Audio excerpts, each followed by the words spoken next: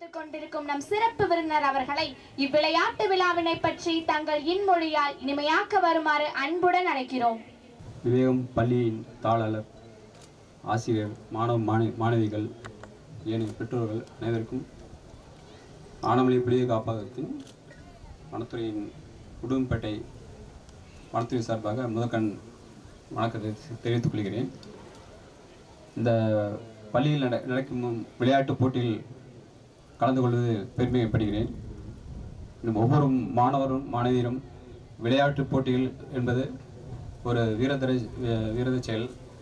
கடந்த காலங்களை விட தற்போது இதற்காக தமிழக அரசு நிறைய திட்டங்கள் வகுத்து கொண்டு வருகின்றது. அதேபோல் விளையாட்டு என்பது பள்ளி மட்டுமல்ல, வாழ்க்கையிலும் விளையாடும் போது இந்த இம்ப்ரெஷன் சொல்ல முடியாது, அந்த ஊக்குவிக்கத்திறன் ஒவ்வொரு மாணவிக்கும் வர வேண்டும். விளையாட்டு போட்டி வந்து படிப்பு மட்டுமல்ல, ஒரு உடல் ஆரோக்கியம், உள்ளத்தில் ஒரு புத்துணர்ச்சி, இந்த மாதிரி ஒவ்வொரு ஊக்கத்துக்கும் வந்து விளையாட்டு போட்டி மிக அவசியமாகிறது. இப்போ நான் வந்து வனத்துறையில் வேலை பார்த்து கொண்டிருக்கிறேன்.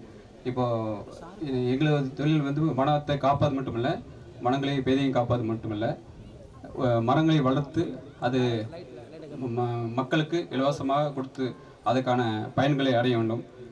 ஏன்னா இன்றைக்கி காடு வந்து 33% கொண்டு வர வேண்டும் என்று தமிழக அரசு சொல்லியிருக்காங்க. ஆனால் இப்போ 22% தான் இருக்குது. ஸோ 33% கொண்டு வரக்கான மரம் வளர்த்து வனங்களை பேணி காத்து வருகிறோம். அது மட்டும் இல்லை, ஒவ்வொருத்தரும் மரங்களை பாதுகாக்க வேண்டும். அப்போ தான் வந்து நம்ம வந்து ஒரு இயற்கை சூழ்நிலை காப்பாற்றப்போல சுற்றுப்புற சூழ்நிலையை நம்ம காக்க வேண்டிய சூழ்நிலை வரும். இப்போ பள்ளித்தாளரோட பேசும்போது சொன்னார், இது வந்து ஒரு வறண்ட நிலமாக இருந்தது, இன்றைக்கி பசுமை சோலையாக மாறியுள்ளது.